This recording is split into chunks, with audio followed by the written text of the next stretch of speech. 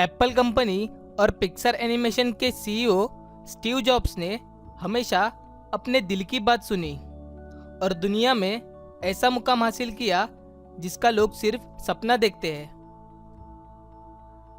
Steve jobs की जिंदगी ने दुनिया भर में करोड़ों लोगों को प्रभावित किया है। उनकी बातचीत करने का तरीका हो या प्रस्तुतिकरण की बात हो, सब कुछ बिल्कुल अलग सोचते थे। इसी अलग सोच की वजह से वो दूसरों से अलग थे। स्टीव का जन्म 24 फरवरी 1955 में कैलिफोर्निया, अमेरिका में हुआ था। स्टीव के जन्म के समय उनके माता पिता की शादी नहीं हुई थी, इसी कारण उन्होंने उसे गोद देने का फैसला किया। उनके माता की एक शर्त थी कि गोद लेने वाले कॉलेज ग्रेजुएट हो। फिर कैलिफोर्निया के पॉल और क्लारा जॉब्स ने गोद ले लिया। पॉल एक मैकेनिक और क्लारा एक अकाउंटेंट थी और स्टीव को पढ़ाना सिखाती थी। स्टीव ने अपनी प्राथमिक शिक्षा मोंटालोमा स्कूल में की और उच्च शिक्षा होमस्टेड हाई स्कूल से प्राप्त की। सन 1972 में उच्च शिक्षा के लिए ओरेगन के रीड कॉलेज में दाखिला ले लिया, मगर रीड कॉलेज बहुत महंगा था और उनके माता पिता के पास उतने पैसे नहीं थे। इसी वजह से स्टीव ने कॉलेज छोड़ दिया और क्रिएटिव क्लास में दाखिला ले लिया, जिसमें से एक कोर्स कैलीग्राफी पर था। उस समय स्टीव के पास ज़्यादा पैसे नहीं होते थे और इस आर्थिक परेशानी को दूर करने के लिए छोटा मोटा काम किया करते थे। वे कोक की बोतल बेचकर खाने के लिए पैसे जुटाते थे। उस समय स्टीव के पास सोने का कमरा भी नहीं था, इसीलिए उन्हें दोस्त के कमरे में ज़मीन पर सोना पड़ा। हरे कृष्ण मंदिर में अच्छा खाना खाने के लिए वो 7 मील पैदल चलकर जाते थे। स्टीव ने अब कैलीग्राफी सीखते समय विभिन्न टाइपफेसों के बारे में बारीकियां जानी। उन्होंने ऐसा पहला कंप्यूटर बनाया जिसमें सुंदर टाइपोग्राफी थी। कैलीग्राफी करते समय उन्हें पता भी नहीं था कि आगे जाके इतना काम आने वाला है। स्टीव कहते हैं कि अगर मैंने ये कोर्स नहीं किया होता तो मैक का मल्टीपल टाइपफेस इतना सुंदर नहीं होता। कहते हैं ना, जो होता है अच्छे के लिए ही होता है। उन्होंने अपने सहकर्मी वोजनियस के साथ मिलकर एप्पल की स्थापना की। सन 1976 में स्टीव वोजनियस ने मैकिन्टोश एप्पल कंप्यूटर का आविष्कार किया।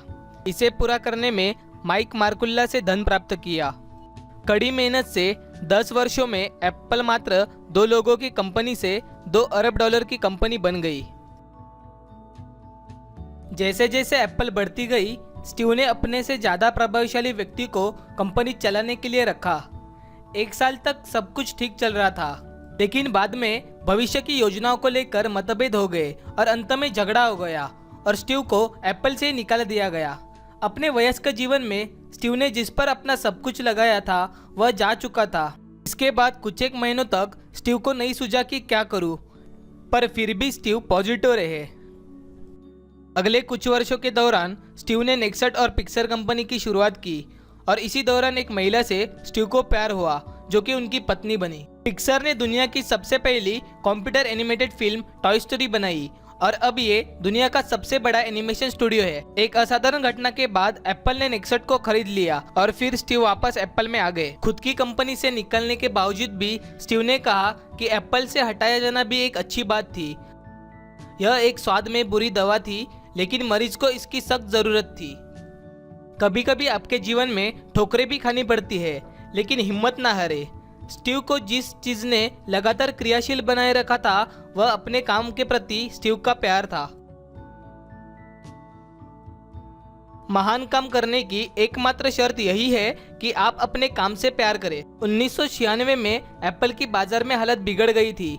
तब सन 1997 में उन्होंने अपनी कंपनी के बतौर सीईओ काम किया और 1998 में आईमैक बाजार में आया, जो कि बड़ा ही आकर्षक था और नई सोच के साथ प्रोडक्ट्स का उत्पादन करना शुरू किया, जिसे थिंक डिफरेंट का नाम दिया। बाद में उन्होंने एप्पल के कई प्रोडक्ट्स जैसे कि iMac, Apple store, iPod, iPad, iTunes और आईफोन का निर्माण किया। आज भी आईफोन को सबसे बड़ा ब्रांड कहा जाता है। 2003 में उन्हें पैनक्रियाटिक कैंसर की बीमारी हुई, जिसका इलाज ठीक से नहीं हुआ। इसी वजह से 5 अक्टूबर 2011 को कैलिफोर्निया के घर में उनका निधन हो गया।